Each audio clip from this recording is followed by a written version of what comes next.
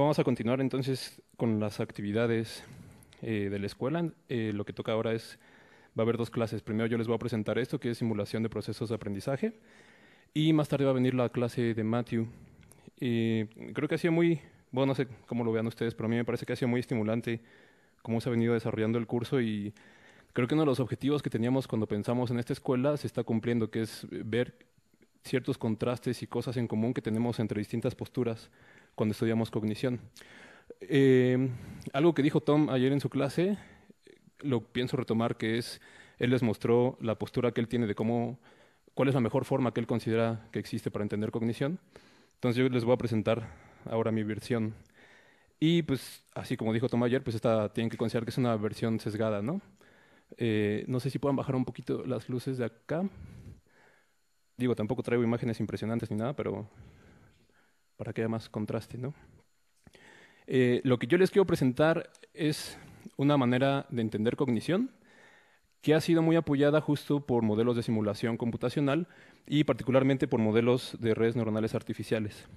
La verdad es que cuando pensé primero en esta clase lo que quería hacer era mostrarles un poco más conocimiento práctico de qué es un modelo de redes neuronales, cómo se usa, cómo nos puede ayudar para estudiar cognición, pero resolví rápidamente que era un objetivo bastante ambicioso. Entonces, lo que quiero hacer es una especie de combinación entre dos objetivos que son... Ya la regué. Ahí está. Son esos dos. Uno tiene una connotación más práctica, que es justamente revisar algunos conceptos fundamentales de qué es y cómo se entienden las redes neuronales artificiales y más o menos cómo se usan. Voy a tener que estar a un nivel muy superficial ahí, porque si no, pues tendremos que tomar un curso bastante extenso, ¿no? Y lo otro que es también un poco ambicioso es, quiero explicarles cómo ese tipo de modelos nos pueden ayudar a explorar, a proponer y evaluar teorías sobre cognición. Creo que esa es la parte más importante, de hecho, que tienen estos modelos y es la que voy a intentar acentuar un poco. Bueno, lo primero que quiero hacer es darles la conclusión de la plática. Esto es una cosa que le copié a Arturo Bouzas, así que tal vez en la clase de mañana vean esta misma estructura, ¿no? Hay dos razones buenas para darles ahorita la conclusión.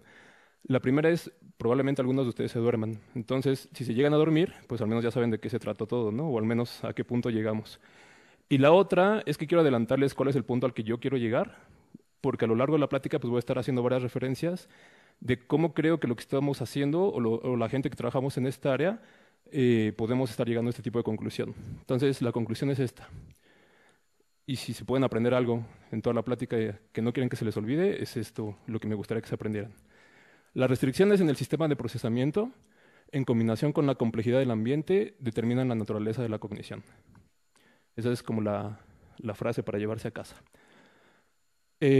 Sobre todo para la gente que venga de psicología, estará muy acostumbrada a entender que es importante estudiar la complejidad del ambiente. De hecho, muchas veces lo que hacemos en psicología es eso, ¿no? Hacemos experimentos en los cuales variamos el ambiente, presentamos distintas complejidades de ambientes y vemos cómo reacciona un organismo ante eso y hacemos cierta descripción conductual o cierta descripción a veces también cognitiva. En lo que yo me quiero centrar un poco más en esta plática y en lo que se enfocan más los modelos es en comprender un poco más cuáles son las restricciones del sistema de procesamiento. Y yo creo que esa es un acierto de este tipo de modelos porque justo nos permite entender cuál es la manera en la que funciona el sistema de cómputo, por llamarle así, que usamos cotidianamente, o uno de los sistemas de cómputo que se puede usar a partir del cual surge cognición. Ahora, la plática, espero que ubiquen, bueno, sé que puede generar algunas controversias, pero me adelantaré un poco a eso, a ver si las intento aminorar un poco. Es una plática que oscila entre varios conceptos, entre varias áreas. Voy a hablar algunas cosas que tienen que ver un poco más con neurofisiología, bueno, más bien algunas propuestas que tienen que ver más con neurofisiología, algunas más con psicología cognitiva, algunas más con conducta y todo eso se intenta amarrar aquí con conceptos bastante abstractos, cosa que a veces no le gusta mucho a la gente que viene de cada una de esas áreas un poco más tradicionales.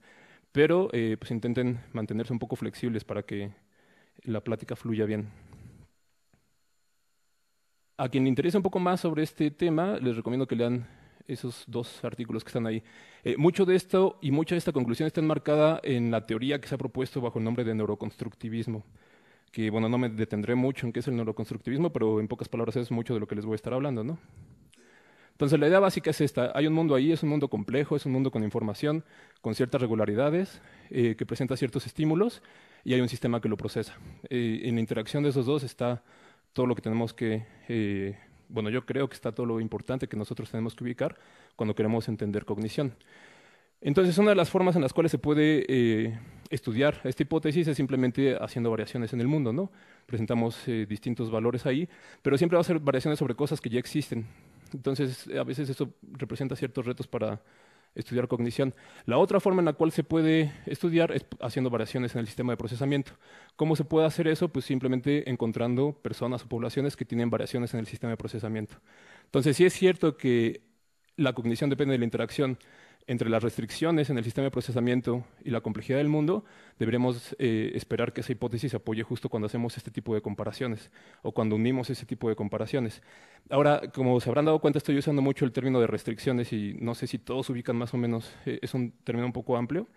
Pero bueno, igual en la plática que teníamos hace rato se mencionó un poquito, ¿no? Restricciones, piénsenlas simplemente como las características que tiene un sistema de procesamiento, ¿no?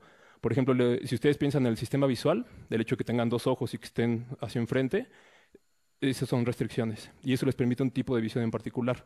Si tuvieran ojos de reptil que estuvieran así abiertos, pues tendrían otro tipo de cognición, ¿no? Otro tipo de percepción, otro tipo de representaciones, dada el cambio en las restricciones, aunque el mundo fuera exactamente igual.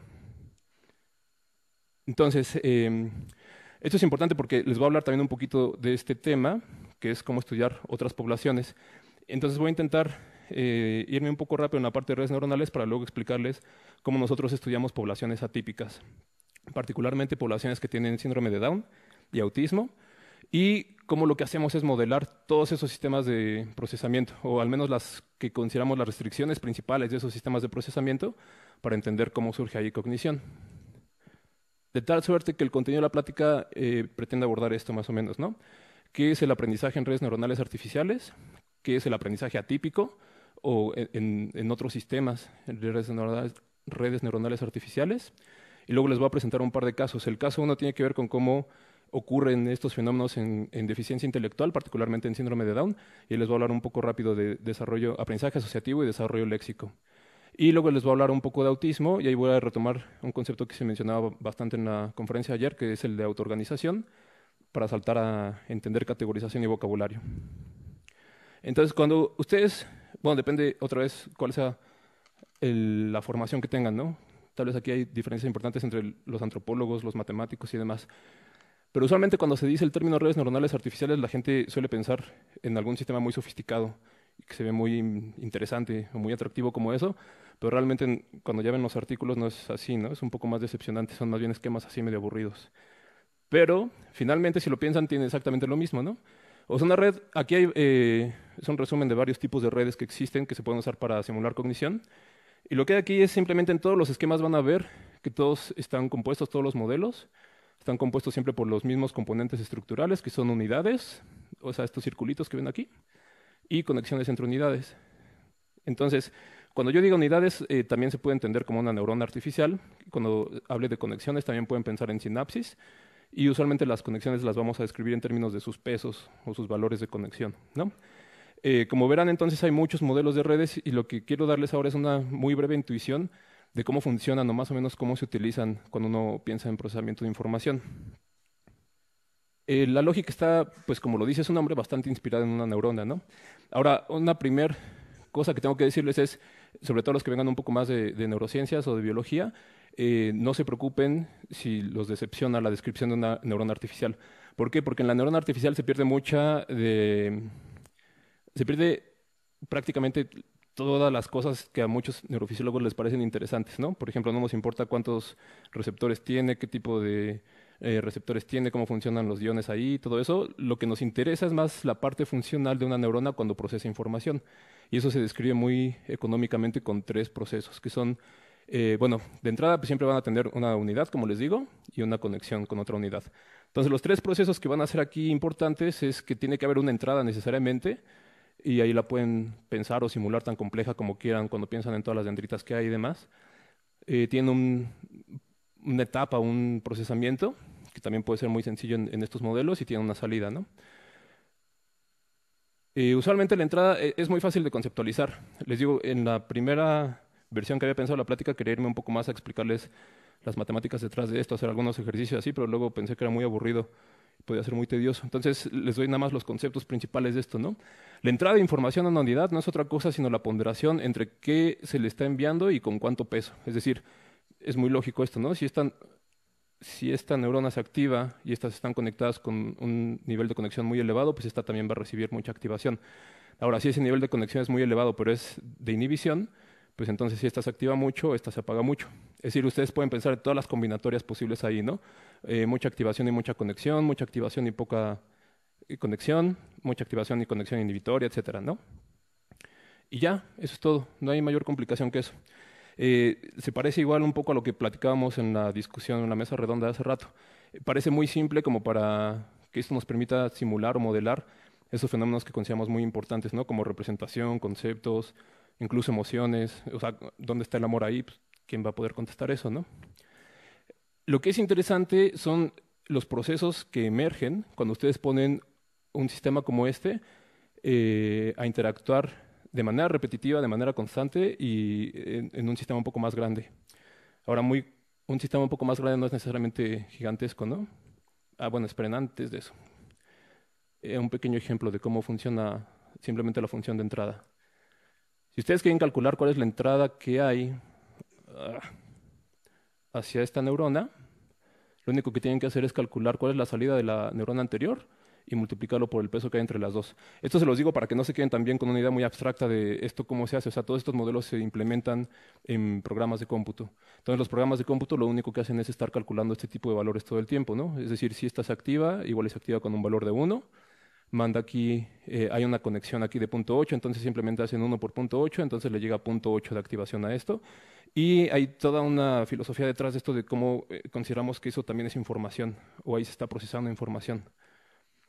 El punto es, cuando ustedes ponen muchas de esas unidades a interactuar entre sí durante mucho tiempo en procesos iterativos, empiezan a surgir entonces fenómenos que ya parecen ser un poco más interesantes. Les pongo aquí un ejemplo muy básico todavía, ¿no? Usualmente estas redes están acomodadas en capas. Entonces tienen aquí, por ejemplo, un conjunto de unidades de entrada, un conjunto de unidades intermedias y un conjunto que vamos a considerar como unidades de salida. De hecho, si ustedes ven, por ejemplo, a sistemas artificiales, si ven a pequeños robots, si ven algunos sistemas que procesan información, muchos de ellos pueden funcionar con este tipo de implementación o de algoritmos, porque lo que estos sistemas permiten también es aprender. Ahorita les voy a explicar un poco cómo lo permiten. Pero bueno, la estructura es esa, ¿no? Tienen entradas, tienen salidas. Entonces, imagínense que en las entradas presentamos lo que consideremos la codificación de un perro, ¿no? Entonces, ¿cómo le presentamos a un perro a la red? Pues simplemente le presentamos un vector. Aquí les puse uno muy resumido. Usualmente esto puede ser mucho más grande, ¿no? Pero cada uno de los componentes de ese vector pues va a estar capturando una propiedad del estímulo. Por ejemplo, si ladra, pues ahí le ponemos un 1, ¿no? Ferocidad, pues no se ve muy feroz, ¿no? Entonces lo dejamos en 0 y así. Color, le pusimos 0.7 nomás arbitrariamente para fines del ejemplo. Tiene patas y así. Entonces, lo que podemos esperar de esta red es que sea una red que nos permita categorizar información. De hecho, otra vez, para la gente, por ejemplo, que venga de matemáticas o ingeniería, estarán más acostumbrados a pensar en este tipo de modelos como modelos que se usan para analizar datos o para hacer exploraciones o minería de datos, no tanto para pensarlos como modelos de comportamiento o de cognición. Pero bueno, podríamos pensar que la salida es simplemente un clasificador, ¿no? ¿Es un perro o es un gato? Entonces ahí se activa esa, ¿no? Ahora el punto es, si ubican bien lo que les acabo de decir, ¿de qué depende este valor de activación o estos valores de activación que vamos a encontrar acá? Pues depende de dos cosas. De cómo se activó esto y de cómo está fluyendo esto por estas conexiones. ¿Están todos de acuerdo? Nadie tiene ningún problema con eso hasta ahora. Va. Entonces, ¿cómo lo hacemos? ¿O cómo lo hizo el modelo para contestar correctamente que es un perro ante esto? Seguramente la primera vez que se lo presentamos no lo contestó así. Esto imagínense que es una red que ya está entrenada, ya sabe qué es lo que tiene que contestar.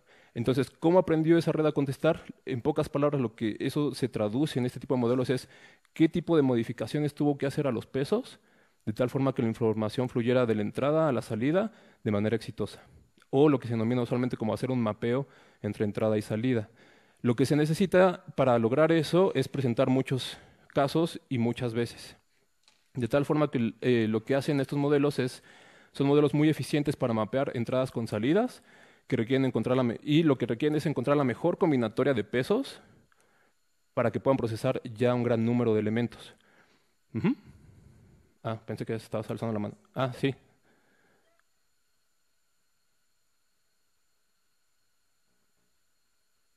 Ajá.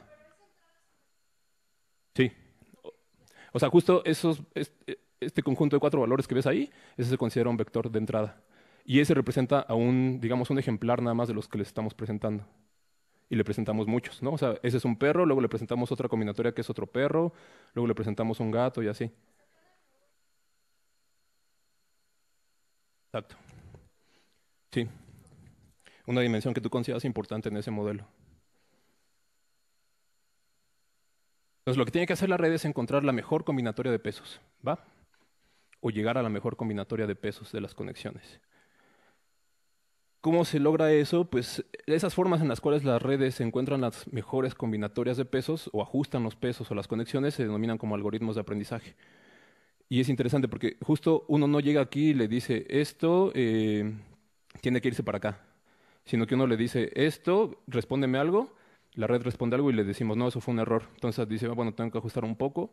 Y eso, la forma en la que lo ajustas es el algoritmo de aprendizaje. Y estos son actualmente usados en montones de lados, ¿no? Si ustedes entran a Google ahorita y buscan algo, estará usando un algoritmo de aprendizaje muy parecido para aprender sobre ustedes y luego mostrarles el mejor resultado, ¿no? Hay varios tipos de algoritmos, demasiados, pero usualmente se suelen clasificar entre algoritmos de aprendizaje supervisado y no supervisado. Les voy a hablar un poquito más de esto adelante. Pero aquí quiero hacer una primera pausa para hablarles de algunas consideraciones teóricas que ya aparecen, simplemente de considerar que con esto podemos simular cognición. ¿Cuáles son esas consideraciones que creo que vienen muy ad hoc con toda la lógica de la escuela y toda la forma en la cual se pueden entender de distintas maneras los procesos cognitivos? Fíjense ustedes que no hay un controlador en el procesamiento de la información. O sea, toda la información aquí no está dependiendo de alguien que tome decisiones que diga, esto se tiene que ir para allá, esto para acá, sino que toda la información está siendo procesada de manera paralela y distribuida, lo cual significa que fluye por toda la red. Segundo, no se asumen procesos cognitivos a priori. Es decir, nunca les dije que aquí se programa un proceso de categorización o un proceso de toma de decisiones o un proceso de memoria. Todos esos son los nombres con los cuales nosotros denominamos lo que está ocurriendo en la red. ¿Qué sí hay o qué sí se considera? Hay colaboración y competencia entre las neuronas de la red. Yo creo que esos son dos de los procesos más importantes que uno tiene que entender como los procesos básicos a partir de los cuales emerge todo lo demás. A propósito de lo que hablábamos de emergencia también hace rato. Es decir, los procesos cognitivos emergen. Categorización, toma de decisiones, memoria y lenguaje, por mencionar algunos, son funciones o cosas que emergen de cómo está funcionando esto. No son funciones o procesos o principios que yo fui a programar ahí. ¿Va? Entonces, si lo que les digo es que es importante el ajuste de los pesos para que se procese la información de manera óptima, pues lo que hay que preguntarnos es cómo se da ese aprendizaje, ¿no? ¿Cómo se ajustan esos pesos en la red? Entonces, les adelanté que hay dos formas de entenderlo. Bueno, dos grandes categorías de algoritmos. Los algoritmos de aprendizaje supervisado son bastante usados y lo que ocurre ahí es simplemente que existe una señal o una meta a la cual la red tiene que llegar o una señal de error. Es muy fácil entender esto, ustedes se enfrentan a este tipo de situación de aprendizaje cotidianamente, ¿no? Piensen que es la primera vez que van a jugar dardos, entonces pues, lanzan un dardo y le tienen que dar al blanco. Bueno, ahí es el rojo, ¿no? Pero al blanco conceptual. Entonces lanzan el dardo y le da ahí. Ahora, si es la primera vez que ustedes acaban de hacer eso y le dan ahí, pues, razonablemente podrán pensar, bueno, tengo un nivel de error. ¿Cuál es el nivel de error? Pues simplemente la distancia entre lo que hicieron y lo que tenían que haber hecho. La miden y corrigen, ¿no? O sea, dicen, ah, se fue muy arriba, seguro la regué, aventé mi brazo muy hacia arriba y a la izquierda. Lo que tengo que hacer al siguiente lanzamiento es simplemente corregir un poquito ese tipo de movimiento, ¿no? Entonces corrigen y quizá al siguiente dan acá, se les pasó la mano, pero corrigieron más o menos en la dirección correcta, ¿no? Luego siguen corrigiendo y dan ahí, etcétera. Es decir, ustedes van obteniendo experiencia y esa experiencia lo que les debe permitir es disminuir el nivel del error. Y fíjense que les di varios conceptos que los podrían traducir ustedes a alguna formalización matemática, ¿no? Que es el error es la diferencia entre lo que ocurrió y lo que tenía que haber ocurrido. Entonces ustedes pueden calcular esa diferencia. Aquí simplemente es una distancia lineal entre dónde dieron y dónde tenían que haber dado. Y eso lo usan dentro del algoritmo para ajustar los pesos. El otro tipo de aprendizaje tal vez no es tan intuitivo, que es el aprendizaje no supervisado, pero es bastante interesante. El aprendizaje no supervisado es aquello que ocurre cuando ustedes simplemente por la exposición a los datos aprenden, sin que tengan una señal de qué es lo que tienen que aprender o que puedan calcular un nivel de error. Y también están todo el tiempo aprendiendo este tipo de cosas, ¿no? Por ejemplo, ese apio, sí es apio, ¿no? Sí, ese apio, pues ustedes están acostumbrados a verlo verde. Ahora nadie les dijo, el apio tiene que ser verde, o esta forma va con este color. Es una cosa que ustedes aprenden por correlación. Es decir, procesos como encontrar correlaciones, regularidades y categorías son los que son el motor del aprendizaje no supervisado. De tal suerte que si les presento uno de estos, pues les genera cierta incongruencia, ¿no? Ahora, se ve tan obvio y tan fácil que dicen, para esto viene la sesión de la tarde. ¿Cómo que no tengo que estar supervisado para aprender que un apio es verde, ¿no? Pero bueno, hay algunos otros procesos que sí son un poco más interesantes. Por ejemplo, si ven una frase que va a aparecer abajo de los apios, pues espero que la hayan leído atentamente y que les haya causado cierta incongruencia, ¿no? Dice, la mesa tiene puertas. Eso es una frase un poco rara. O sea, ustedes no estarían esperando que si escuchan o leen la palabra mesa luego dice la palabra tiene, venga la palabra puertas. Ahora, lo que quiero decirles con esto es esa incongruencia que se generó en ustedes y que de hecho es interesante que la pueden encontrar tanto de manera en experimentos conductuales como neurofisiológicos. O sea, si ustedes ponen a leer a una persona frases y de pronto le presentan una incongruencia, ven un pequeño movimiento sacádico que se regresan sus ojos como diciendo, no, espera, leí algo mal, y se detiene bastante, ¿no? O si hacen, por ejemplo, esta tarea y están registrando electrofisiológicamente a la persona, aparece un componente a partir de cierto tiempo de que se presenta la incongruencia. Lo cual está hablando de que su cerebro estaba de alguna manera ya preparado para tener un flujo o un procesamiento sobre señales congruentes y de pronto le presentaron una incongruente. ¿Qué demuestra eso? Demuestra, entre otras cosas, que habían tenido ustedes un aprendizaje en el cual esta mesa no va con esta puerta. Y eso también es aprendizaje no supervisado. La mejor forma, o bueno, la forma más tradicional o más famosa en la cual se estudia aprendizaje no supervisado es con el algoritmo de Hebb, que es ese señor que ustedes ven ahí, ¿no? Ahora, el aprendizaje hebbiano también es controvertido, ha sido muy utilizado y también muy utilizado en este tipo de modelos.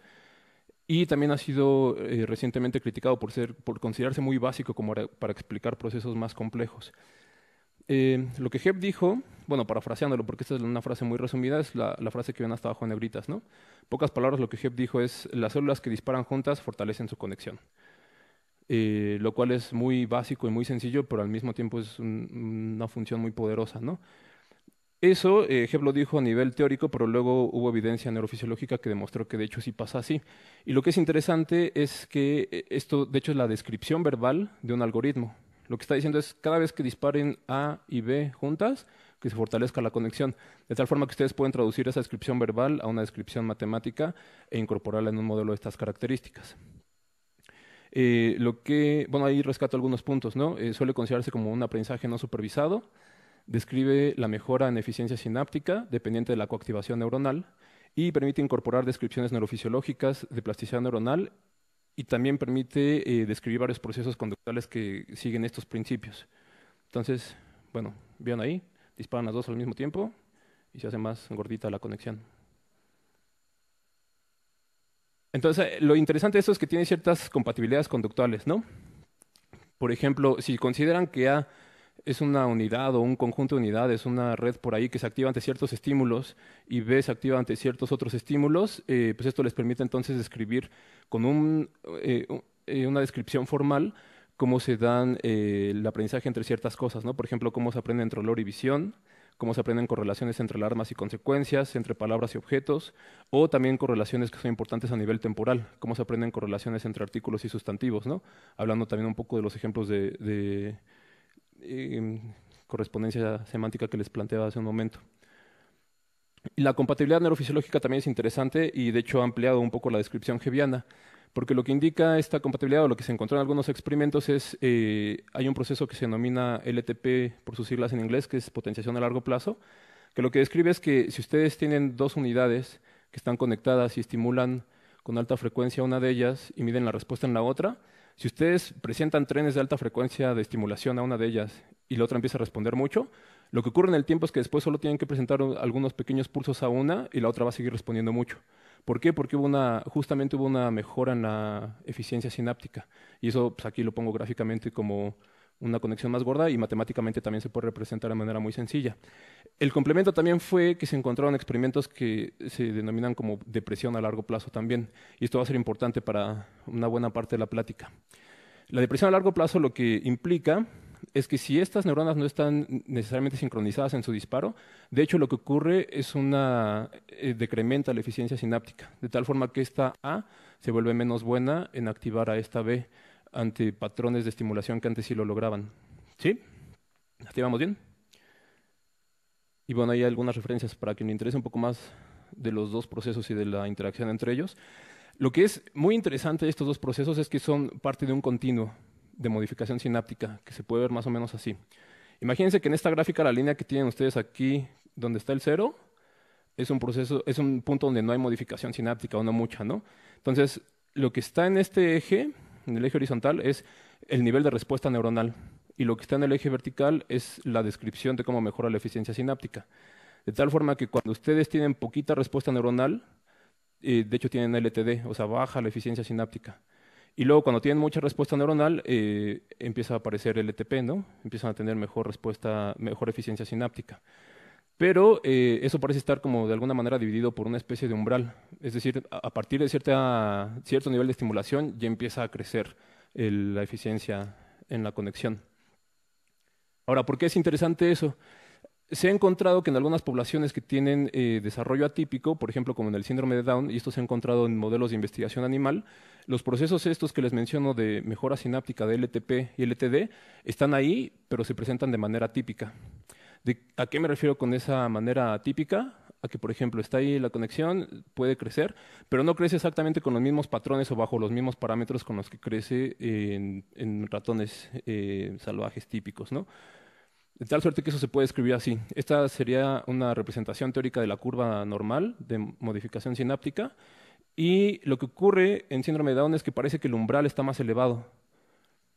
Ahora, fíjense que esto es muy importante para lo que les vengo planteando, porque lo que esto muestra es que ellos tienen una restricción distinta en el nivel de procesamiento o en los mecanismos de procesamiento. Ahora, esa restricción lo que implica es, se mueve el umbral para acá.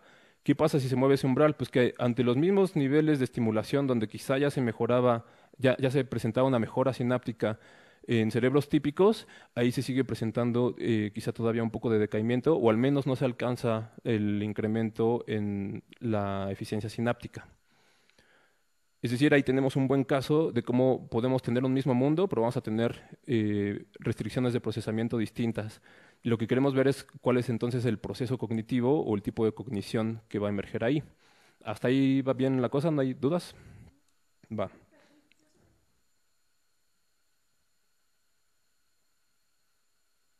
Sí, o sea, esta ya es pues como dijiste, es un modelo teórico o sea, lo que tú puedes medir es, tú comparas, bueno, nosotros no lo hacemos, lo tomamos de reportes de la gente que le interesa esto, principalmente les interesa por razones farmacológicas, pero se comparan, por ejemplo, estos procesos de LTP y LTD que van y estimulan tal cual el cerebro y miden qué tanto sigue respondiendo la otra neurona. Y lo que ven es que cuando tú comparas un grupo de ratones típicos con un grupo de ratones que tienen algún trastorno o alguna diferencia genética, no observas el mismo patrón de respuesta, sino que, por ejemplo, el LTP está perdido y al mismo tiempo el LTD está aumentado. ¿Sí me explico? Dices la medición precisa de cómo comparas el LTP entre dos poblaciones. Simplemente lo que ven es, registran qué tanto sigue respondiendo la neurona B, haz de cuenta sería en este caso, ante la estimulación que habían presentado en A. Entonces, en un caso, en los casos de ratas típicas, pues siguen respondiendo bastante después de una inducción de LTP. Y en el caso de la rata, de los ratones que tienen síndrome de Down, ya no responden, o sea, se cae el LTP.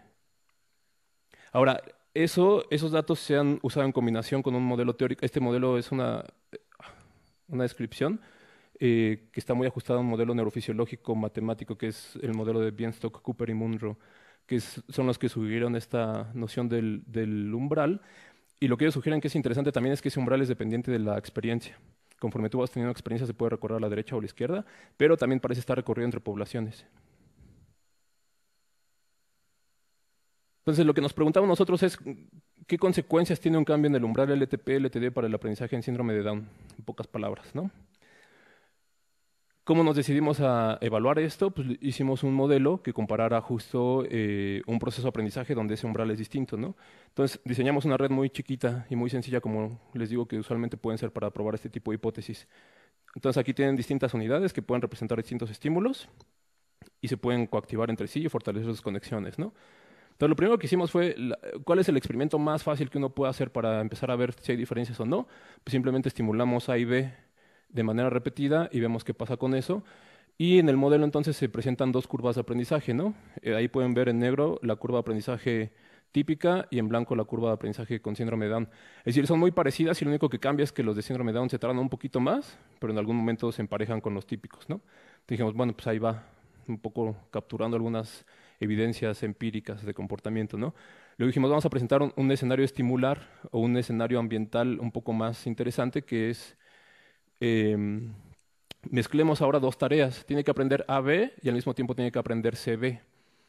Y aunque parece muy fácil, es una tarea un poco demandante porque hay un sobrelapamiento de las Bs. Es decir, al mismo tiempo que está aprendiendo que A está relacionado con B, está aprendiendo que C está relacionado con B. Y si intentan pensar, o sea, aquí hay B y C, no importa qué significa, pueden significar muchas cosas, ¿no? Intenten pensarlo, por ejemplo, en términos de lenguaje. Ustedes cuando generan una frase, una palabra puede estar asociada con una continua, pero también tienen que tener la suficiente flexibilidad para saber que puede estar asociada con otra. Y por eso también el lenguaje toma mucho tiempo, porque requieren ir siendo muy flexibles y tener un sistema que aprenda todo eso durante mucho tiempo, ¿no? Entonces el punto es, se aprenden dos tareas, pero que tienen un elemento sobrelapado, ¿no? Entonces, ¿qué encontramos ahí? Que las dos curvas que ustedes ven que crecen acá son las del modelo típico, y aquí van creciendo dos curvas del modelo de síndrome de Down, pero que quedan todo el tiempo en interferencia. Es decir, conforme una crece, la otra cae mucho justo por la interferencia que tiene un elemento compartido y nunca logran alcanzar ahora los niveles típicos de aprendizaje. Y dijimos, bueno, ¿cómo podemos rescatar ese aprendizaje? Pues cambiamos el ambiente, ¿no? Entonces ahora presentamos exactamente la misma estimulación, exactamente la misma cantidad de estimulación, pero en un arreglo distinto. Primero tiene que aprender todo lo que es AB y luego tiene que aprender todo lo que es CB. Entonces, por eso ven las dos curvas separadas, ¿no? Primero está la fase de aprendizaje de AB para los dos modelos, para el típico y el síndrome de Down, y fíjense cómo otra vez están parejos, y luego la fase de aprendizaje para CB, otra vez para los dos modelos, y fíjense cómo se recupera más o menos la ejecución en síndrome de Down. Ahora, lo que es interesante de este trabajo que hicimos es que esto lo hicimos inicialmente en el modelo y luego fuimos a probar la tarea en los niños. Dijimos, bueno, si esto es cierto, tenemos que tomar esto como una predicción del modelo, aplicarlo en niños y les aplicamos estas tareas, ¿no? Les aplicamos AB intercalado con CB y AB separado por bloques de CB, y lo que mostraron ellos fue exactamente estas curvas de aprendizaje, lo cual nos permite entonces pues considerar que no estamos tan lejos de la explicación de cuál está siendo el problema en aprendizaje. ¿Y cuál está siendo el problema? Pues es otra vez un nivel de restricciones de procesamiento distinto al que estamos acostumbrados, que entonces va a ofrecer un resultado cognitivo y conductual distinto. ¿Hasta ahí va bien la cosa? ¿Alguna duda? Voy a dar un salto pequeño hacia un tema que es, yo creo que uno de los grandes ausentes en la escuela, que es el lenguaje, ¿no? Voy a hablar algunas cositas del lenguaje en síndrome de Down. Resulta que en síndrome de Down es interesante, o fue interesante por mucho tiempo estudiar lenguaje, y particularmente desarrollo léxico, por una característica que es que parecía que estos niños presentaban una disociación cognitiva entre el aprendizaje, entre la comprensión y la producción de palabras. Particularmente es interesante que la comprensión de palabras es buena en ellos y la producción de palabras es deficiente, de hecho bastante deficiente. Ahora, si ustedes se dedican a estudiar cognición y un día encuentran algo así, se pueden volver locos de felicidad, porque esto a mucha gente le parece un dato totalmente relevante para entender mucho de la naturaleza de cognición. ¿Por qué? Porque se pueden empezar a preguntar ese tipo de cosas. La alteración genética que se encuentra en síndrome de Down, ustedes deberán saber, si es que no lo saben, que el síndrome de Down es una condición genética. Entonces, esa diferencia genética que hay en síndrome de Down impacta únicamente a un sistema de producción de palabras y no al de comprensión. Esa es una de las preguntas que la gente se hace cuando encuentra estas disociaciones, ¿no? Dice, bueno, encontramos una población que es evidencia de que tenemos sistemas separados y que tienen cargas genéticas independientes. Sistemas cognitivos separados, lo cual a mí me parece muy arriesgado pensar, ¿no? De ser así, ¿existen entonces sistemas o procesos específicos y genéticamente determinados? ¿Las personas con síndrome de Down serían evidencia de un sistema cognitivo con dominios específicos? Y de hecho, esta es la historia que ha pasado en muchas poblaciones con desarrollo atípico. Resulta que si ustedes ven síndrome de Down, tienen algunos procesos de disociación cognitiva en lenguaje. Si ven autismo, por ejemplo, tienen un proceso de teoría de la mente bastante disociado de otras capacidades cognitivas. Si ven las personas que tienen trastorno específico del lenguaje, está disociado su lenguaje de su inteligencia. Y esto fue panacea para personas como Pinker, como Chomsky, que pensaron que esto era muy buena evidencia de una determinación de los genes hacia la cognición. Porque todas estas poblaciones están teniendo una condición genética, o al menos se piensa que es la mejor explicación, ¿no? Es decir, el encontrar personas que muestran alteraciones conductuales específicas parece apoyar la hipótesis de que existen procesos cognitivos naturalmente disociados y específicos. Eso tiene un problema, al menos para mí, bueno, y para mucha gente, ¿no? Esto resulta totalmente incompatible con la tesis que les vengo planteando de cómo funcionan los modelos de redes neuronales artificiales. ¿Por qué? Como recordatorio, pues lo que les dije justamente es, estos modelos no asumen procesos cognitivos a priori. Si no los asumen, ¿cómo podríamos asumir entonces que están genéticamente distintos? O que hay un impacto genético distinto para un proceso y no para otro. Fíjense cómo se empieza a tornar una pregunta interesante, ¿no? Hay colaboración y competencia entre las neuronas de una red, eso es lo único que asumen esos modelos de entrada, ¿no? Los procesos cognitivos en todo caso emergen, no están a priori. Entonces, ¿cómo podemos dar cuenta con redes neuronales artificiales de un proceso de disociación cognitiva como el que ocurre en síndrome de Down? Es la pregunta, ¿no? Respuesta. Pues tenemos que ver al ambiente. La respuesta tendría que estar entonces en considerar que producción y comprensión tendrán que ser tareas distintas. Y resulta que más o menos es así. Hay gente que ya ha propuesto esto, ¿no? Les voy a decir cómo se evalúa usualmente producción del lenguaje en niños. Lo que ocurre en una tarea de producción es que ustedes le preguntan a un niño, ¿qué es esto? Y ya esperan, ven si el niño contesta, viendo no, y le ponen una palomita o un tache, ¿no?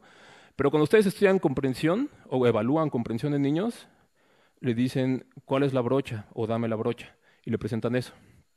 Es decir, si se pone a pensarlo, son tareas totalmente distintas. Y aunque parece muy obvio, porque ya se los estoy diciendo, créanme que mucha gente por mucho tiempo no se dio cuenta de esto. Pensaban que eran tareas que estaban midiendo lo mismo, solo que una en producción y otra en comprensión, ¿no? ¿Por qué son distintas? Porque cuando yo les hago la primera pregunta de qué es esto, están comparando una cosa que yo les presento contra un léxico gigante de palabras que tienen. Y cuando les hago la segunda pregunta, ¿cuál es brocha o dame brocha? Están comparando una palabra que les presento contra 3 objetos que están observando. Entonces, la tarea de hecho tiene demandas muy distintas. Y hay otra característica que ahorita les voy a platicar. Entonces, lo que hicimos es poner a prueba esta hipótesis, ¿no? Dijimos, bueno, si eso es cierto, tendríamos que esperar que podamos replicar o simular esa diferencia entre comprensión y producción de palabras en síndrome de Down con un modelo que se comporte más o menos así. Entonces aquí tenemos el modelo. Es un modelo otra vez muy sencillo, ¿no? Tenemos algunas unidades que van a representar información auditiva, otras que van a representar información visual y unidades que van a servir para conectarlas, que la gente ha llamado estas como unidades léxicas, ¿no? Todas están conectadas contra todas. Aquí no puse todas las conexiones para que fuera una diapositiva más amable visualmente, pero pues tienen que imaginarse que todas están conectadas con todas, ¿va? ¿Qué es lo que ocurre aquí?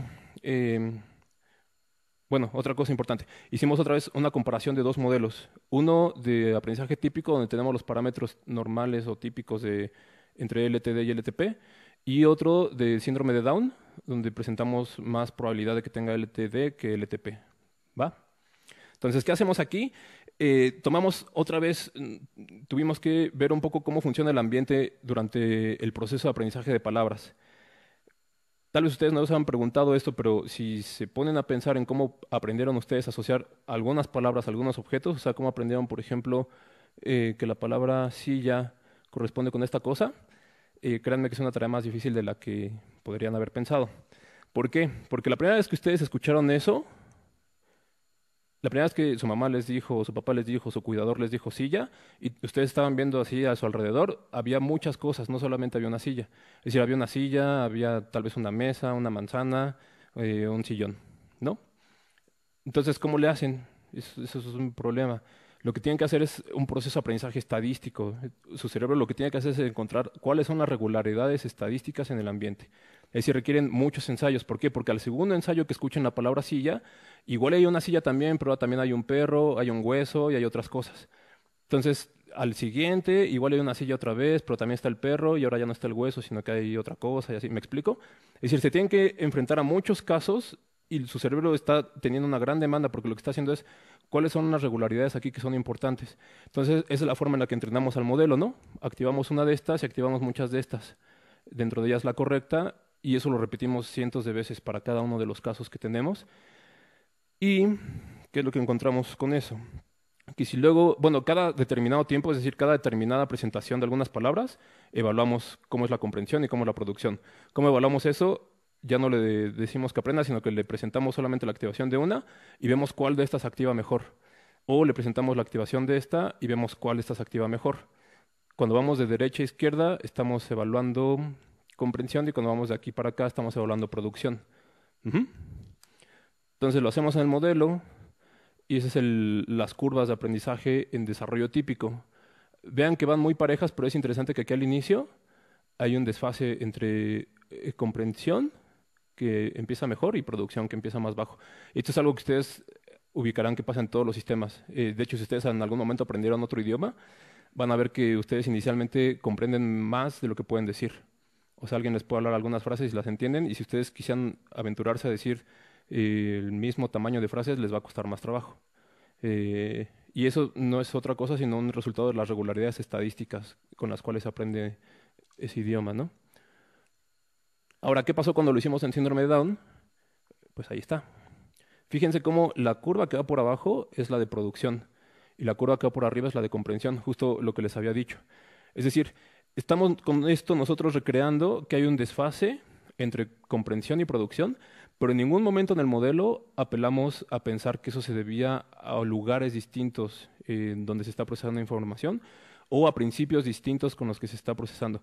Todo fue cómo interactúa un sistema que tiene una deficiencia o una restricción distinta con un ambiente que tiene ciertas características. Ujú.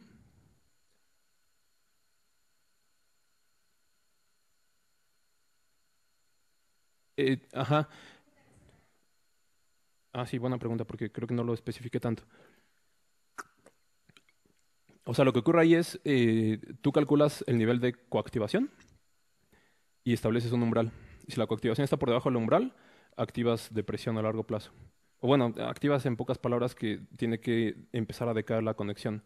Si está por arriba del umbral, activas que tiene que empezar a crecer y solamente pones un umbral más alto para síndrome de Down. O sea, de hecho es bastante sencillo. La complicación viene como más de la implementación de la lógica detrás, ¿no? ¿Alguien más alzó la mano por ahí? Aquí eran bastantes, eran, si no mal recuerdo, son 40. Ah, acá está. 40 aquí y 100 unidades. Ah, qué bueno que preguntas eso. Fíjense que hay muchos aquí. Eh, Eso es porque justo lo que estamos haciendo cuando presentamos inicialmente eso es que estas unidades van a tener que competir, que es un concepto que voy a intentar retomar más tarde. Compiten para ver cuáles son las mejores que pueden conectar a dos elementos, ¿no? A una imagen con una palabra. Y esa competencia, una la va ganando. Y mientras la va ganando y todo ese proceso ocurre, es que se va tardando en crecer esta curva. Ujú. Bueno, regresaré un poco al tema de competencia más adelante, que veamos lo de autoorganización. Entonces, algunas ideas aquí que surgen, que podrían discutirse, ¿no?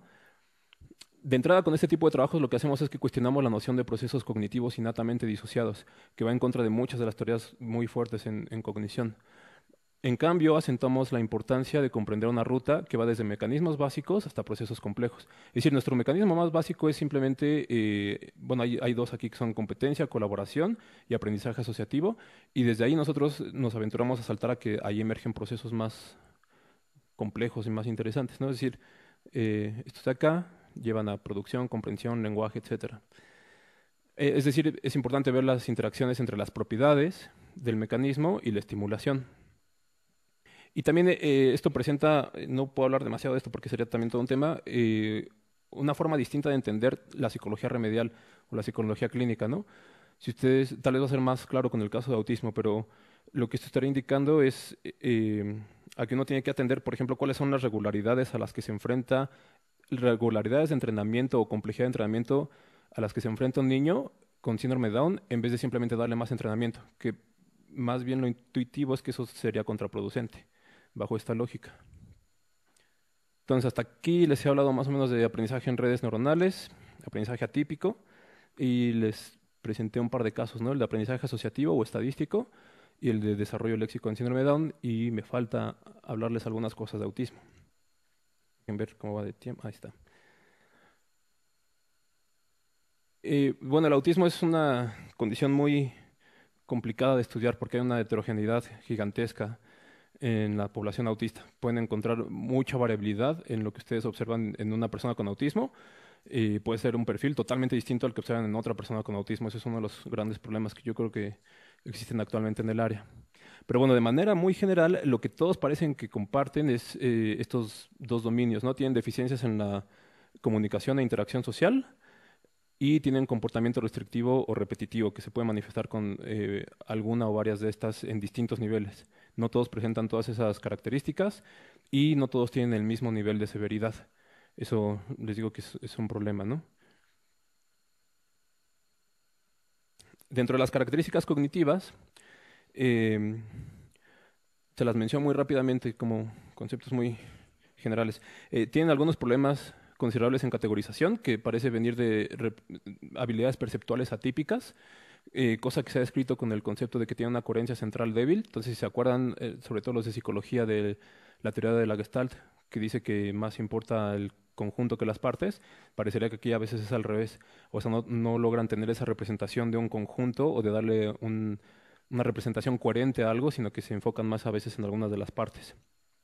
Y que conductualmente eso se ha denominado a veces como generalización reducida. Em, Tienen problemas, por ejemplo, en la categorización con la formación de prototipos, que el prototipo es simplemente el promedio de una categoría, ¿no? A veces hacen esos estudios con estos experimentos, les presentan distintos animales así como medio marcianitos, y no les presentan el animal que tiene las características promedio de estos, sino que se ponen a prueba a ver qué tan fácil lo pueden reconocer, y los niños con autismo no los pueden reconocer a los prototipos o a los promedios. Respecto a la descripción neurofisiológica, yo creo que es un desastre todavía mayor porque hay tantas descripciones como experimentos se han hecho, pero una de las que ha sido más aceptada, bueno, no sé, tal vez eso también es cuestionable. Una de las más famosas es el modelo BPA o de ácido valproico, que lo que ha descrito es que existe una hiperconectividad local, una hiperplasticidad, en términos otra vez de potenciación a largo plazo, se da mucho más fácil en autismo, que es de hecho contrario a lo que les había dicho de síndrome de Down, y hay una hiperreactividad. Cosa que se ve en esa gráfica, ¿no? Si les interesa un poco más toda esta revisión, la pueden encontrar en los trabajos de Markram. Bueno, las gráficas de arriba simplemente muestran en amarillo que hay más LTP en distintas zonas del cerebro en este modelo en autismo en comparación con ratones normales, y abajo lo que muestran es que también hay en las gráficas una mayor respuesta a memoria, en tareas de memoria, de miedo y de condicionamiento. Bueno, les platico un poco cuál fue uno de los problemas que nosotros empezamos a estudiar en autismo. Lo que estudiamos fue un concepto que se denomina como sesgo de forma, que no sé, yo creo que es un concepto no muy famoso, pero ahorita les voy a explicar de qué se trata. El sesgo de forma no es otra cosa sino la preferencia a categorizar los objetos por su forma y no por otra característica. Entonces, este es, imagínense, un conjunto de elementos que presentamos en un ensayo, y el primer elemento que ven aquí, que no es un elemento conocido, nosotros le denominamos raco, ¿no?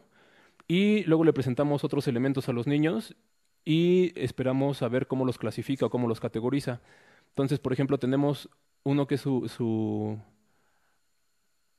se me fue por leerlo ahí. Bueno, su control de forma, es decir, tiene exactamente la misma forma, pero nada más, no comparte otra característica. Tiene un control de color, tiene el mismo color, pero no la forma, y presentamos otro objeto familiar como control, ¿no? Lo que ocurre cuando hacemos este tipo de estudios, de hecho hay varias personas que lo han reportado, es que si ustedes lo hacen con niños que tienen desarrollo típico, tienen una preferencia por la forma, y eso es lo que se denomina como sesgo de forma. Es decir, le dicen, ponme en esta caja todos los que sean raco, ¿no? O luego cuando pasan al otro ensayo, meda, o gamo, o tuque. Y ponme en esta caja todos los que no lo sean, ¿no? Entonces, cuando lo hacen con niños típicos, eh, suelen clasificar por forma, o sea, todos esos los meten en una caja.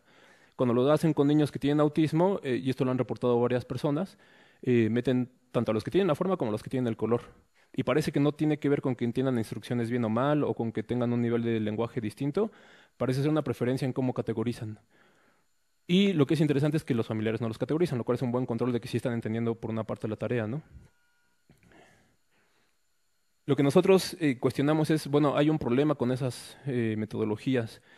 De hecho, si ustedes piensan, bueno, me regreso ahí, es más claro, ¿no? Todos estos objetos que están siendo los experimentales y que justamente no son los familiares, todos son nuevos. Entonces dijimos, ¿qué tal que lo que están haciendo más bien una gran clasificación entre lo que conozco y lo que no? Dijimos, bueno, pues vamos a estudiar eso. ¿Cómo lo hacemos? Pues simplemente presentamos un experimento donde agregamos un control de objetos nuevos, ¿no?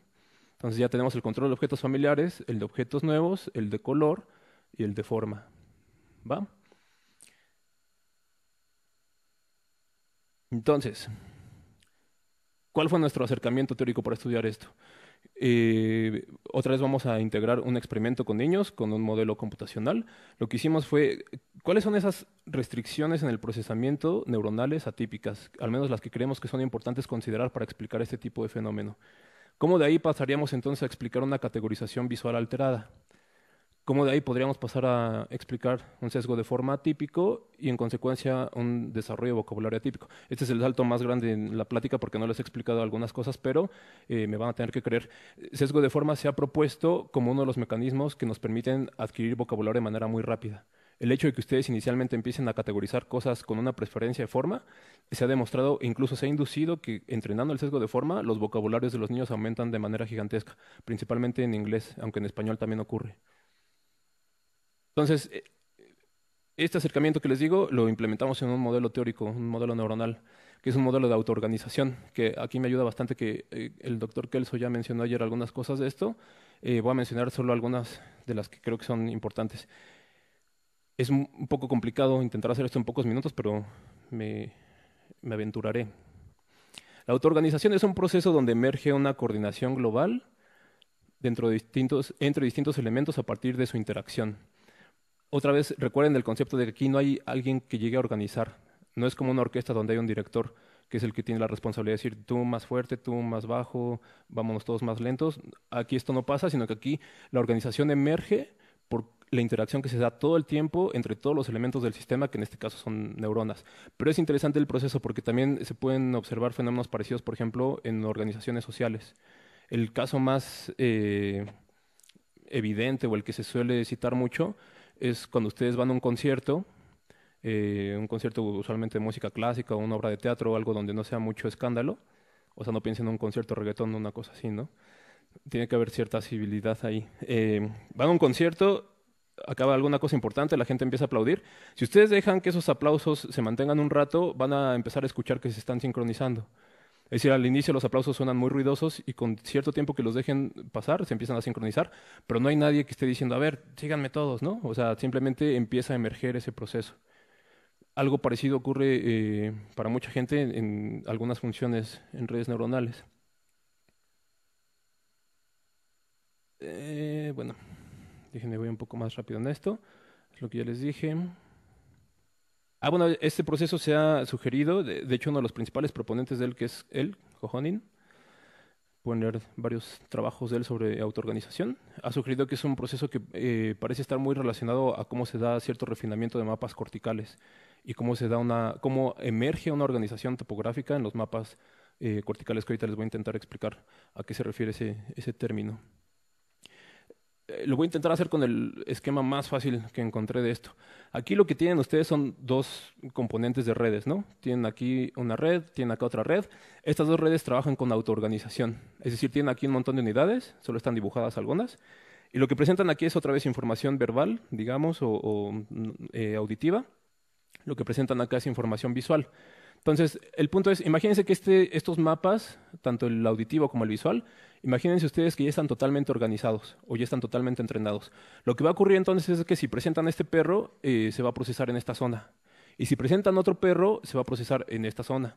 Y si presentan un gato, pues igual y se procesa en una zona vecina. Pero si presentan, por ejemplo, un refrigerador, no se va a procesar ahí, se va a procesar en otro lado. Es decir, parece muy obvio lo que estoy diciendo, pero ¿cómo logran eso? O sea, ¿cómo logran que cada cosa esté más o menos con su categoría? Es Es un proceso interesante. Lo mismo pasa con las palabras.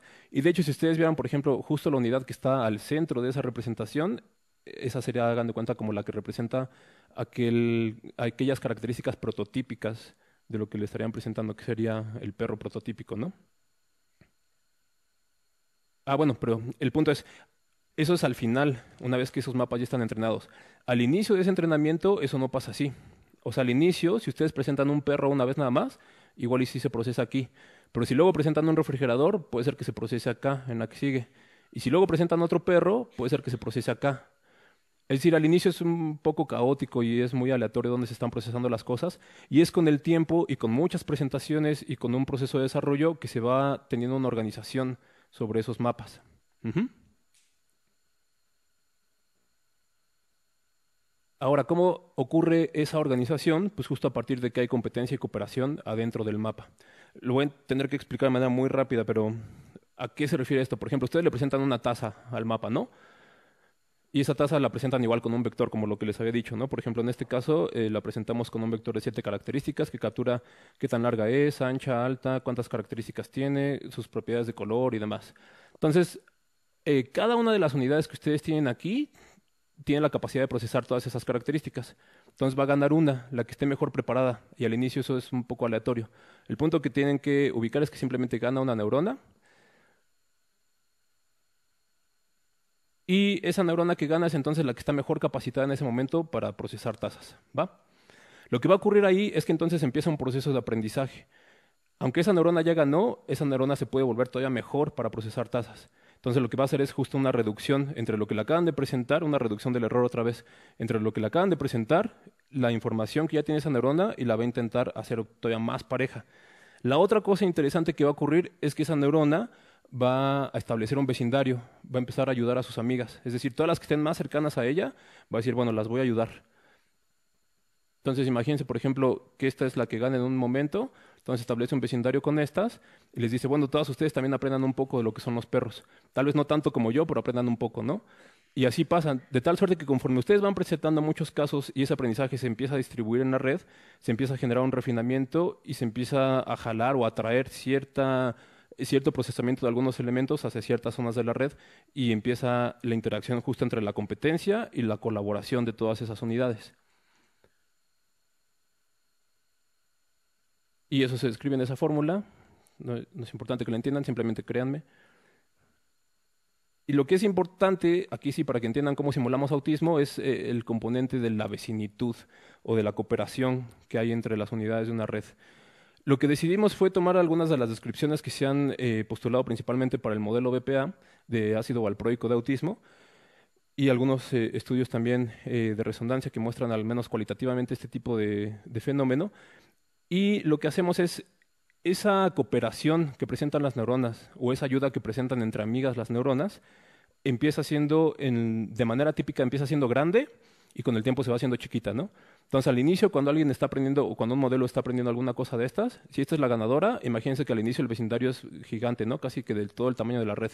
Y conforme va pasando un proceso de desarrollo y de aprendizaje, ese vecindario se va haciendo chiquito hasta que se queda así en las más pequeñas. Eso que les acabo de decir está graficado acá. Es decir, aquí tienen la distancia entre neuronas desde la ganadora hasta, por ejemplo, aquí el 10, y acá tienen la fuerza con la cual van a cooperar. Entonces, la línea azul lo que muestra es cómo empieza siendo el aprendizaje en un modelo típico. Es decir, empieza siendo más o menos grande y conforme va avanzando el desarrollo se va haciendo más chiquito hasta que llega a la línea verde. ¿Va? Y la línea roja lo que está mostrando es cómo va haciendo ese proceso de cooperación en el modelo de autismo que hicimos. Ahora, fíjense que a diferencia del modelo típico, el modelo de autismo no va a caer. O sea, se va a mantener con esa hiperactividad, con esa hiperconectividad y con esa mayor excitabilidad. Y también fíjense que al inicio tiene una mayor conectividad local y una menor conectividad de largo alcance, cosa que ha sido una de las descripciones neurofisiológicas más buscadas en autismo, ¿no? Entonces, capturamos al menos esas dos características de manera cualitativa, ¿va? Entonces, hacemos eso y le presentamos muchos objetos a la red, ¿no? Le presentamos, por ejemplo, crayolas, llaves, teléfonos, títeres, un montón de cosas, se las vamos presentando por mucho tiempo.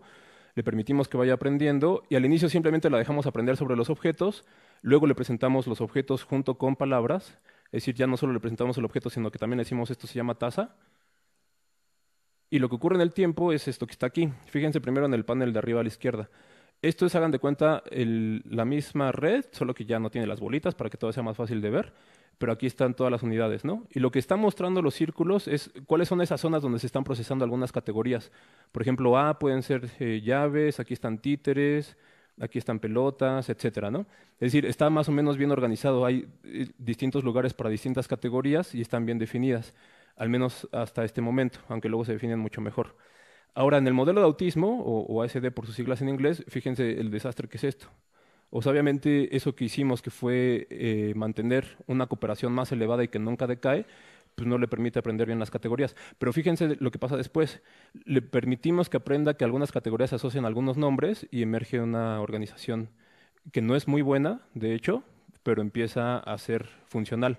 Es decir, incluso un proceso que estaba siendo atípico en combinación con otro proceso que puede estar más o menos bien mantenido, tiene un resultado que lo hace parecer un poco más al desarrollo cognitivo funcional o típico. Entonces, lo que hicimos fue luego simular el experimento que les había dicho en la red. Lo hicimos con los niños y con la red. Entonces, ¿qué encontramos con los niños? Comparamos a niños con desarrollo típico con niños que tienen autismo. Y pasa esto, ¿no? Lo que ven en las barras negras es qué hacen los niños típicos y en las barras blancas es qué hacen los niños con autismo para cada una de estas categorías de objetos, ¿no? Entonces, estamos cuantificando ahí cuántos ponen en la caja del objeto target. Entonces, los niños típicos, en pocas palabras, vean esta barra alta, pues clasifican los de forma junto con los target y todos los demás casi no los clasifican. Y los niños autistas, aquí repetimos lo que han dicho otros, clasifican los de color, como esperábamos, pero también como habíamos pensado, también clasifican los nuevos. Es decir, no solamente es un problema de que están usando la información de color, parece que están usando el concepto de que es un objeto nuevo para la clasificación. E hicimos eso mismo con la red y pues, le dimos más o menos, ¿no? Ahora hay algunas diferencias aquí entre lo que hizo el modelo y lo que lo hicieron los niños, porque en los niños teníamos mucha variabilidad. Cuando nosotros controlamos esa variabilidad, es decir, había muchos niños autistas que de hecho se comportaron como típicos. Cuando los sacamos del análisis, de hecho las gráficas de los niños son prácticamente iguales a las gráficas de la red. O sea, el modelo hizo exactamente eso, ¿no? Sí tiene una clasificación por los objetos por su forma, pero también se deja llevar bastante por el color y por la novedad de los objetos. Y ese fue el mismo modelo que les acabo de enseñar de cómo está categorizando. Es decir, ¿qué podemos discutir de esto? Pudimos dar cuenta de un proceso de categorización atípica y de que hay una ausencia de una preferencia por la forma, otra vez sin apelar a ningún proceso específico de categorización ni a ningún proceso específico de forma, pero apelando a procesos de conectividad atípica. Es decir, estamos retomando otra vez la idea de que lo que es importante entender para la cognición tanto típica como atípica no es que hay funciones preprogramadas o funciones específicas para algunas tareas, sino que hay una interacción entre cómo está funcionando un sistema que tiene ciertas restricciones, que pueden ser un tipo de conectividad, un tipo de excitabilidad, etcétera, con un ambiente que tiene ciertas características, que puede ser el tipo de objetos que presentamos, si están sobrelapados, si están en un arreglo de entrenamiento sencillo. Es decir, no consideramos que hay procesos específicos como lenguaje, que es una provocación para mucha gente que estudia lenguaje, ¿no? Bueno, sí consideramos que emerge el lenguaje, pero que no es un proceso a priori. No estamos diseñados para tener lenguaje. Bueno, estamos diseñados para que podamos tener lenguaje, pero no vinimos solo para eso, ¿no? Hay una categorización desorganizada, no hay una buena formación de prototipos, como han reportado otros casos. Esto ocurre en nuestro modelo también. Y esto sugiere entonces una práctica terapéutica otra vez distinta. Es decir, la gente que hace terapia en este caso en particular, como les había dicho, sesgo de forma se vincula mucho con cómo se desarrolla vocabulario. Entonces, la gente que a veces va y encuentra que hay un vocabulario demorado en personas con autismo, no debería estarse preocupando por darles más vocabulario, debería estarse preocupando por darles habilidades de categorización. Me parece muy interesante esto porque es una forma de pensar terapia de una manera distinta, ¿no? Y bueno, como comentarios finales de toda esta presentación, lo que les estuve platicando es la conclusión desde el inicio, ¿no? Las restricciones en el sistema de procesamiento en combinación con la complejidad del ambiente determinan la naturaleza de la cognición. Es decir, la cognición para mí es eso, ¿no? Una interacción entre restricciones de procesamiento y complejidad en el ambiente. Los modelos de redes permiten poner a prueba hipótesis y teorías sobre desarrollo cognitivo y permiten explorar cómo se producen ciertos fenómenos complejos como la categorización o el aprendizaje léxico. Y son una buena herramienta entonces para proponer y probar teorías que incorporan nociones de las neurociencias con la psicología cognitiva y conductual, que a veces es un poco difícil establecer ese puente, ¿no? O sea, la gente que estudia cognición y que estudia conducta sabe que es muy importante, bueno, de entrada todo el mundo acepta que esos procesos se llevan a cabo en el cerebro, pero a veces es difícil establecer esos puentes de, bueno, cómo esta descripción neurofisiológica que se ha hecho de tal cosa se vincula con ese proceso cognitivo, pues estos modelos a veces permiten dar ese tipo de saltos o de propuestas, ¿no? Y bueno, eso es todo. Si a alguien le interesa, pues ahí me puede encontrar en esos medios de contacto.